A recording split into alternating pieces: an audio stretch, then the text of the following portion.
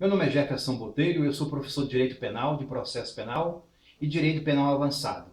Hoje abordaremos um tema de suma importância social. Falaremos acerca da evolução dos direitos fundamentais e crime organizado. Como conciliar esses dois temas? Este será o nosso desafio no nosso encontro de hoje. Sabemos que em todas as coisas, e especialmente nas mais difíceis, não devemos esperar, semear e colher ao mesmo tempo. Mas é necessária uma lenta preparação para que elas amadureçam gradativamente.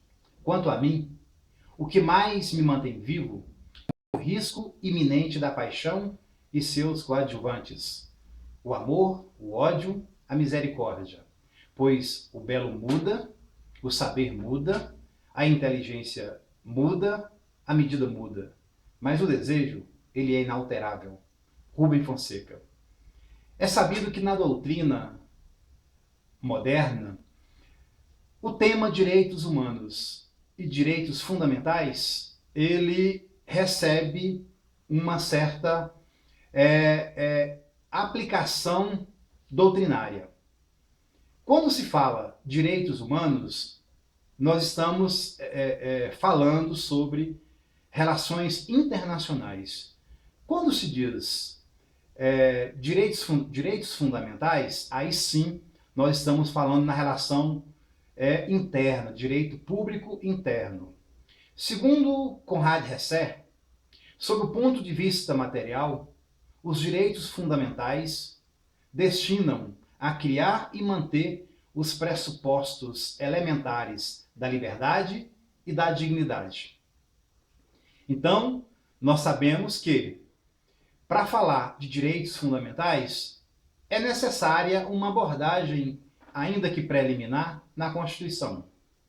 Fernand Lassalle, um grande constitucionalista alemão, entendia que a Constituição era um mero pedaço de papel, que não tinha valor jurídico. Então, a Constituição era uma folha de papel. Contradizendo esse pensamento de Fernand Lassalle, Conrad Hesse, ele dizia assim, não, na verdade, a Constituição ela exerce uma força normativa. Não é aquilo que Fernand Lassalle entende que a Constituição não passa de uma folha de papel e o que determina a sua força é o fator real de poder. E tanto isso é verdade que Conrad Hesse, ele publicou um livro muito importante sobre a força normativa da Constituição, que depois foi traduzido pelo professor Gilmar Mendes Ferreira. Então é uma discussão importante, é uma discussão atraente do nosso direito e que merece um destaque acerca dessa circunstância. Ok, vamos falar agora sobre gerações de direito. Afinal de contas, gerações ou dimensões do direito?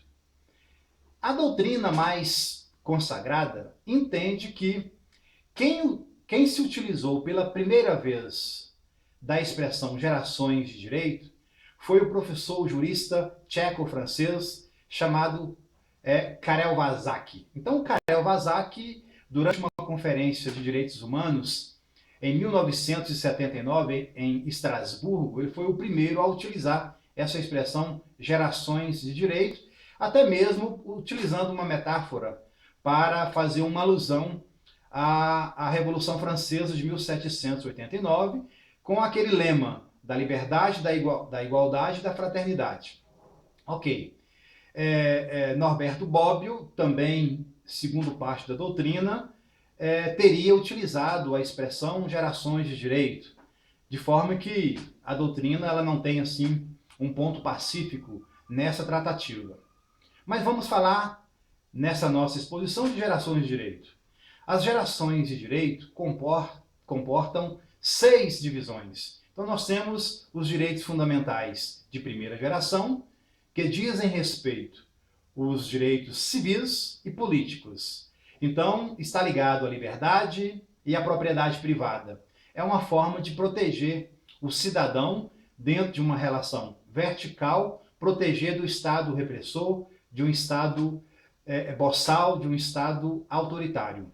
Já os direitos fundamentais de segunda geração dizem respeito à igualdade material. São os direitos sociais, são os direitos ligados à cultura, os direitos econômicos, que têm a pretensão de proteger agora não só o indivíduo, individualmente falando, mas agora uma camada de pessoas, os direitos sociais. Os direitos fundamentais de terceira geração são informados pelo valor da solidariedade e compreende a defesa do meio ambiente, da autodeterminação dos povos, a proteção do consumidor, dentre outros. Os direitos de quarta geração dizem respeito a aquilo que chamamos de discussões que envolvem o pluralismo e a diversidade, de forma a concretizar os ditames do Estado social. Os direitos de quarta geração diz respeito à inclusão da paz como direito fundamental de quinta geração. É a construção da paz. Como se sabe, o Brasil ele é signatário de um tratado internacional da paz e hoje, evidentemente, que o direito tem essa finalidade teleológica de buscar, sobretudo, a construção da paz. E os direitos de sexta geração dizem respeito à bioética, à religião, à filosofia, o próprio direito, a sociologia, enfim, são direitos associados. Professor Jefferson, criminalidade tradicional e criminalidade massa. Explique para nós. Ok. A chamada criminalidade tradicional diz respeito a uma relação entre uma conduta humana e um bem lesado. Imaginamos um crime de homicídio, onde nós temos uma conduta humana, dolosa ou culposa, omissiva ou comissiva, e de outro lado nós temos um bem lesado, que é a vida, que é o bem jurídico por excelência. Então nós temos aqui uma relação entre uma conduta e um bem lesado. De outro lado, a criminalidade de massa ou difusa, ou chamada criminalidade massificada, nós continuamos tendo uma conduta humana, só que do outro lado nós não temos mais um bem individualizado. Agora nós temos sim um bem lesado, um bem difuso. Imaginamos um crime de tráfico ilícito de drogas. De um lado nós temos a conduta do narcotraficante, do outro lado nós temos uma massa lesada, uma saúde pública lesada, a própria sociedade que vem lesada. O crime organizado, ele se situa exatamente na chamada criminalidade difusa, na chamada criminalidade de massa. Pois bem, vamos falar um pouco agora sobre a evolução normativa do crime organizado no Brasil até os dias odiernos. Ok, como se sabe, o nosso Código Penal ele é de 1940. O artigo 288 antigamente dizia quadrilha ou bando, que era uma associação de mais de 3 pessoas com a finalidade específica de praticar crimes.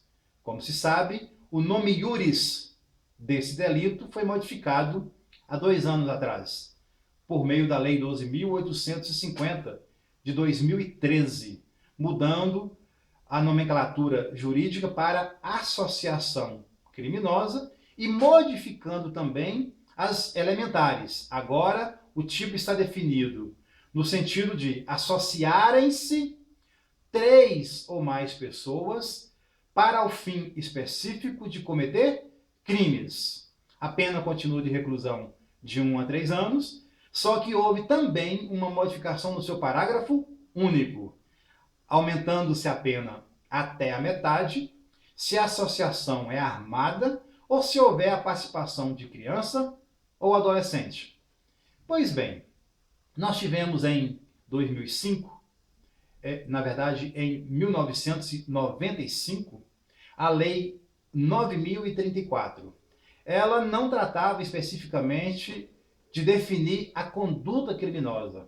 Ela era uma lei que regulava os meios de prova e procedimentos investigatórios que versassem sobre ilícitos decorrentes de ações praticadas por quadrilha ou bando, ou por organizações ou associações criminosas destinadas à formação de prova. Então ela não tinha uma definição concreta, uma definição objetiva de organizações criminosas. Era mais uma lei destinada à formação de provas e buscar algumas normas ligadas ao processo para os crimes de associações criminosas. Como se sabe, essa lei ela foi revogada, como eu disse, em 2013. Então ela não existe mais. Mas nós temos alguns conceitos jurídicos. O Brasil, ele é signatário da Convenção de Palermo. A Convenção de Palermo, ela traz uma linha normativa acerca do grupo criminoso organizado, que seria aquele grupo estruturado de 3 ou mais pessoas, existente há algum tempo e atuando concertadamente com o propósito de cometer uma ou mais infrações graves e enunciadas na convenção com a intenção de obter direta ou indiretamente um benefício econômico ou outro benefício material.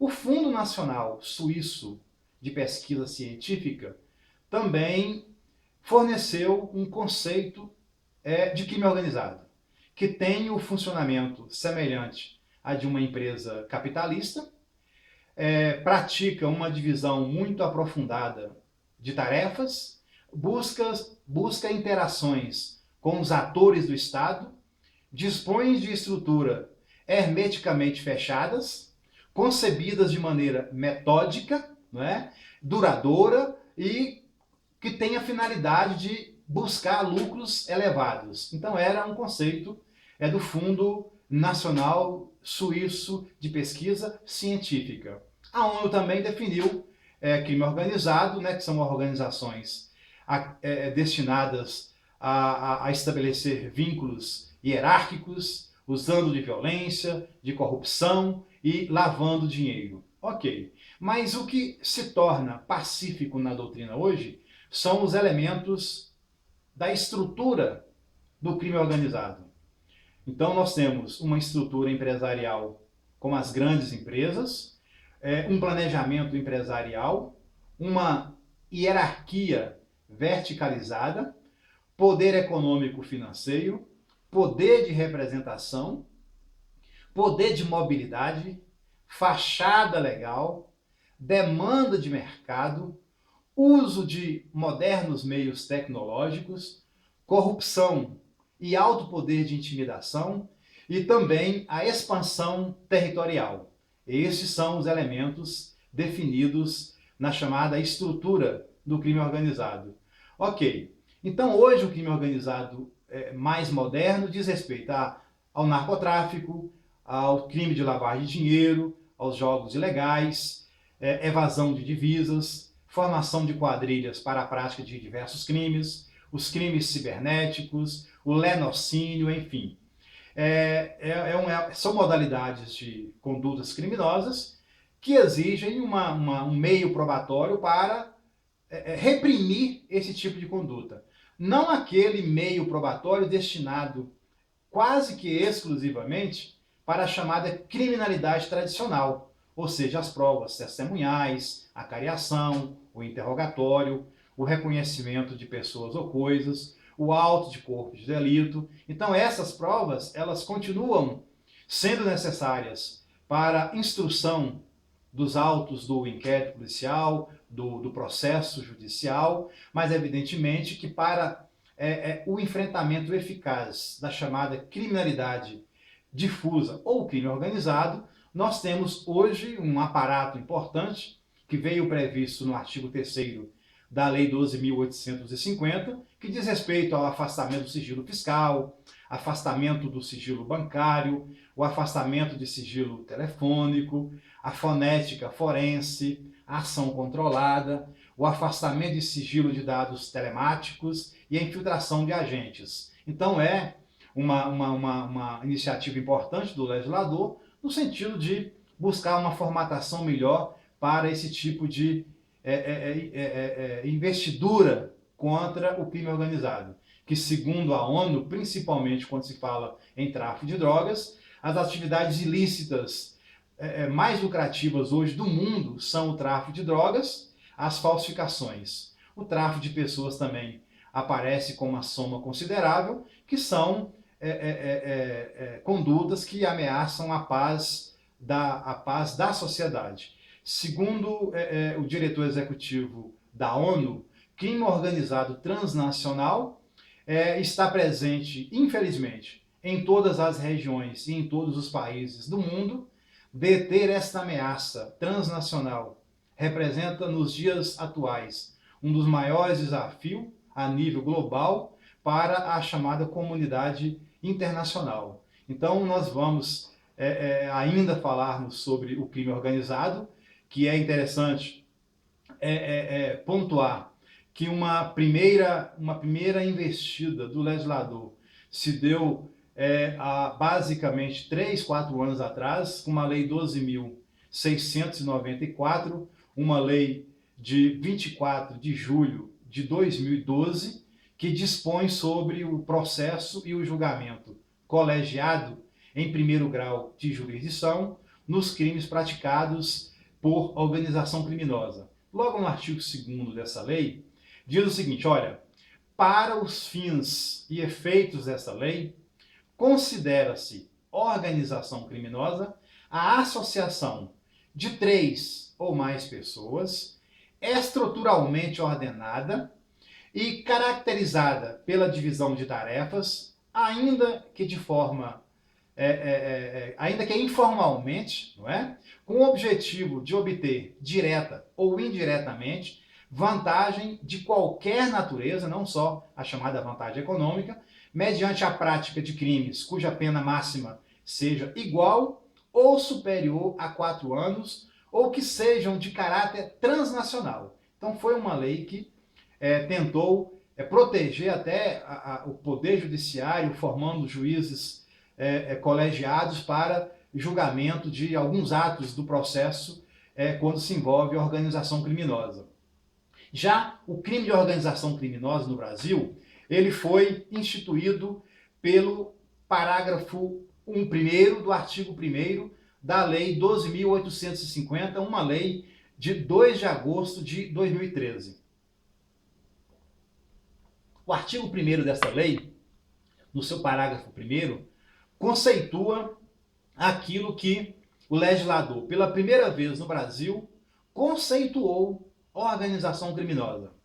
Considera-se organização criminosa a associação de 4 ou mais pessoas, estruturalmente ordenada e caracterizada pela divisão de tarefas, ainda que informalmente, com o objetivo de obter, direta ou indiretamente, vantagem de qualquer natureza, mediante a prática de infrações penais, cujas penas máximas sejam superiores a 4 anos, ou que sejam de caráter transnacional.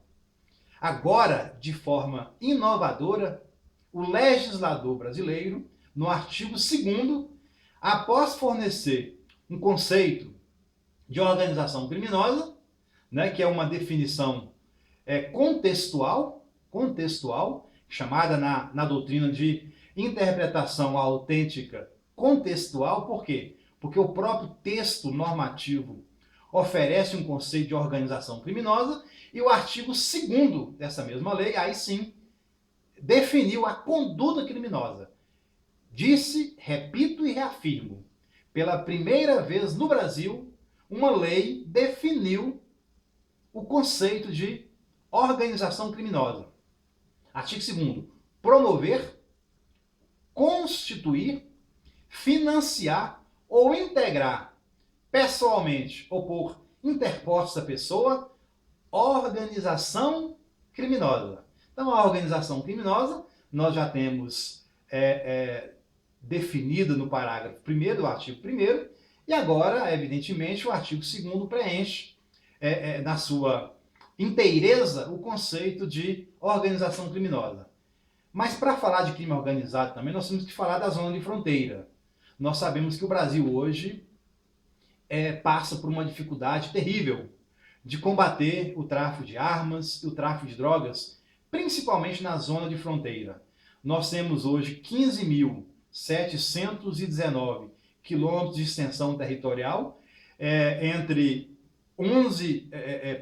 10 países limítrofes, uma população em torno de 3 milhões de habitantes, são 121 municípios, o que se torna difícil proteger a nossa zona, a zona de fronteira e evitar que as armas sejam ingressadas, sejam trazidas aqui para o Brasil.